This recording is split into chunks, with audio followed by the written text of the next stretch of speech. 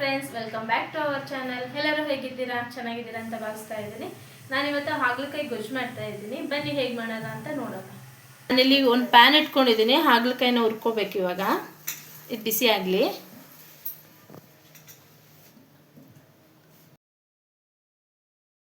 ಈಗ 1-2 table spoon ಎಣ್ಣೆ ಹಾಕೊತಾ ಇದ್ದೀನಿ.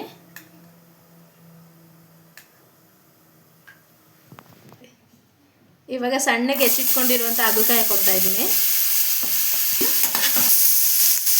ಫ್ರೈ ಮಾಡ್ಕೊಬೇಕು ಗೋಲ್ಡನ್ ಬ್ರೌನ್ ಬರೋವರೆಗೂ. ಅದಕ್ಕೂ ಮುಂಚೆ ಇನ್ನೂ ಯಾರೆಲ್ಲ ನನ್ನ ಚಾನಲ್ನ ಸಬ್ಸ್ಕ್ರೈಬ್ ಮಾಡಿಲ್ಲ ಅವರೆಲ್ಲ ಪ್ಲೀಸ್ ಸಬ್ಸ್ಕ್ರೈಬ್ ಮಾಡಿ, ಪೂರ್ತಿ ವೀಡಿಯೋಸ್ ನೋಡಿ ಸಪೋರ್ಟ್ ಮಾಡಿ.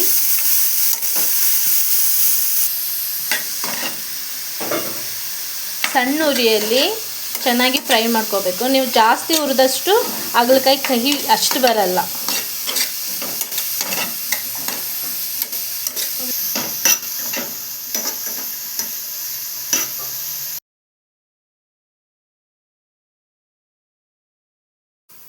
ಫ್ರೈ ಆಗಿದ್ದಾಗಿದೆ. ಇದನ್ನೀಗ ಒಂದು ಸೈಡಿಗೆ ಎತ್ತಿಟ್ಕೊಳ್ಳೋಣ.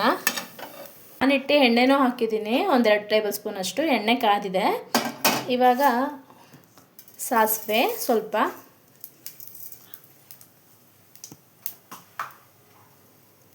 ಜೀರಿಗೆ ಹಾಕೊತಾ ಇದ್ದೀನಿ. ಸಾಸಿವೆ ಜೀರಿಗೆ ಚಿಟಪಟ ಅಂತಿದೆ. ಇವಾಗ ನಾನಿಲ್ಲಿ 4 ಈರುಳ್ಳಿ ಹೆಚ್ಚಿಟ್ಕೊಂಡಿದ್ದೀನಿ, ಅದನ್ನು ಹಾಕೊತಾ ಇದ್ದೀನಿ. ನಾನಿಲ್ಲಿ ಹಸಿಮೆಣಸಿಕಾಯಿ ಯೂಸ್ ಮಾಡ್ತಾ ಇಲ್ಲ, ನೀವು ಬೇಕಿದ್ರೆ ಆ್ಯಡ್ ಮಾಡ್ಕೊಳ್ಳಿ. ನಾನು ಅಚ್ಕಾರದ ಪುಡಿ ಯೂಸ್ ಮಾಡ್ತಾ ಇದ್ದೀನಿ.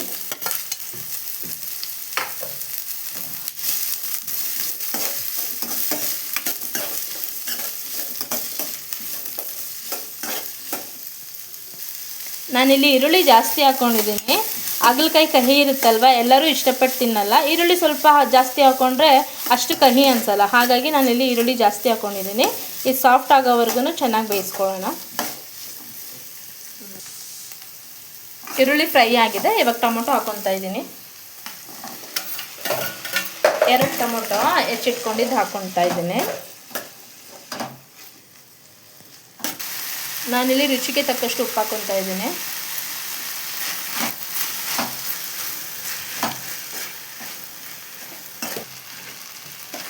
ಟೊಮೊಟೊನು ಚೆನ್ನಾಗಿ ಫ್ರೈ ಆಗಿದೆ. ಇವಾಗ ಹಾಗಲಕಾಯಿ ಆವಾಗಲೇ ಫ್ರೈ ಮಾಡಿ ಇಟ್ಕೊಂಡಿದ್ಮೇಲೆ ಹಾಗಲಕಾಯಿ ಹಾಕ್ಕೊಳ್ತಾ ಇದ್ದೀನಿ.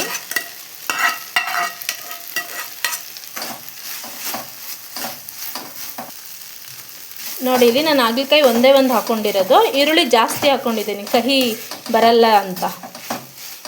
ಈರುಳ್ಳಿ ಜಾಸ್ತಿ ಹಾಕ್ಕೊಂಡಾಗ ಹಾಗಲಕಾಯಿದು ಕಹಿ ಅಷ್ಟು ಬರಲ್ಲ. ಸ್ಪೈಸಸ್ ಹಾಕ್ಕೊತಾ ಇದ್ದೀನಿ. ಮನೆಯಲ್ಲೇ ಮಾಡಿರುವಂಥ ಧನಿಯಾ ಪುಡಿ, ಅಚ್ಕಾರದ ಪುಡಿ, ಅರಿಶಿನ ಮತ್ತು ಉಚ್ಚಲ್ ಪೌಡರು.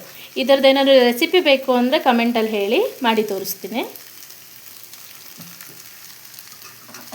ಎಲ್ಲನೂ ಹಾಕಿ ಚೆನ್ನಾಗಿ ಫ್ರೈ ಮಾಡ್ಕೊಳ್ಳೋಣ. ನಾನಿಲ್ಲಿ ಉಚ್ಚಲ್ ಪೌಡ್ರು ಹಾಕ್ಕೊಂಡಿದ್ದೀನಿ. ನಿಮ್ಮ ಹತ್ರ ಇಲ್ಲ ಅಂದರೆ ಅದು ಸ್ಕಿಪ್ ಮಾಡ್ಕೊಳ್ಳಿ. ಉಚ್ಚಲ್ ಪೌಡ್ರು ಹಾಕೋದ್ರಿಂದ ಟೇಸ್ಟ್ ಇನ್ನೂ ಚೆನ್ನಾಗಿ ಬರುತ್ತೆ. ಕೊತ್ತಂಬರಿ ಸೊಪ್ಪು ಮತ್ತು ಕಾಯಿ ಹಾಕ್ಕೊತಾ ಇದ್ದೀನಿ. ಸ್ವಲ್ಪ ಹಾಕಿ ಚೆನ್ನಾಗಿ ಫ್ರೈ ಮಾಡ್ಕೊಳ್ಳೋಣ. ಸ್ವಲ್ಪ ನೀರು ಹಾಕ್ಕೊತಾ ಇದ್ದೀನಿ.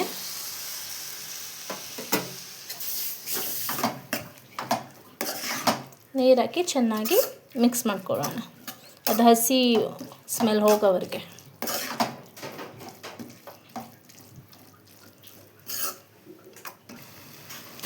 ನಾನಿಲ್ಲಿ ಸ್ವಲ್ಪ ಬೆಲ್ಲನೂ ಹಾಕ್ಕೊತಾ ಇದ್ದೀನಿ. ನಿಮಗೆ ಬೆಲ್ಲ ಬೇಡ ಅಂದರೆ ನೀವು ಸ್ಕಿಪ್ ಮಾಡ್ಕೊಬಹುದು.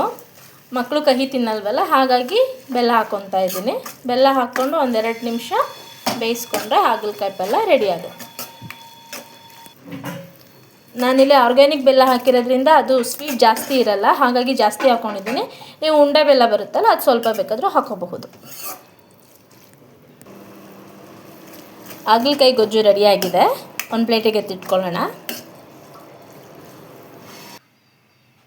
ಬಿಸಿ ಹಾಗಲಕಾಯಿ ಗೊಜ್ಜು ರೆಡಿಯಾಗಿದೆ. ಬಿಸಿ ಅನ್ನಕ್ಕೆ ಮತ್ತು ಅಕ್ಕಿ ರೊಟ್ಟಿಗೆಲ್ಲ ಚೆನ್ನಾಗಿರುತ್ತೆ. ಹಾಗಲಕಾಯಿ ಕಹಿ ಇದೆ, ತಿನ್ನಲ್ಲ ಅಂತ ಹೇಳ್ತಾರಲ್ವ, ಅವರಿಗೆ ಈ ಥರ ಒಂದ್ಸಲ ಟ್ರೈ ಮಾಡಿ, ಚೆನ್ನಾಗಿರುತ್ತೆ. ಈರುಳ್ಳಿ ಜಾಸ್ತಿ ಹಾಕಿ ಒಂದ್ಸಲ ಮಾಡಿ ಕೊಡಿ, ಇಷ್ಟಪಟ್ಟು ತಿಂತಾರೆ.